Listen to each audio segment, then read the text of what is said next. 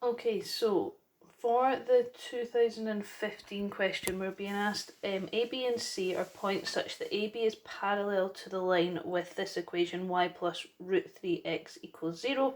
And then we're also told that BC makes an angle of 150 degrees with the positive direction of the x-axis. So the positive direction of the x-axis is this way, which means that our line is going to look something like this, and this angle in here would be 150 degrees. So we're expecting a negative gradient.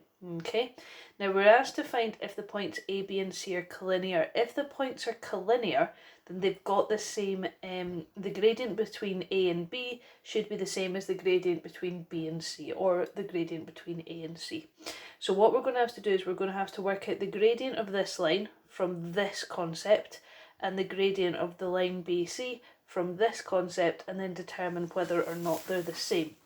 In order to work out the gradient of the line AB, if it's parallel to the line with this equation, then we just need to do some rearranging. So here y would be equal to minus root 3x.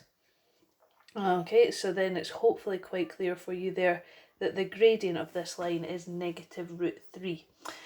In BC, we're going to have to use the formula that we've learned at higher, that the gradient is equal to tan theta. Okay, now theta here is 150 degrees, so if the gradient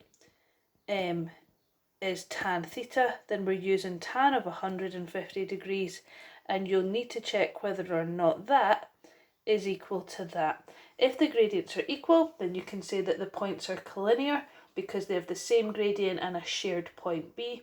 If the gradients aren't equal, then the points are not collinear.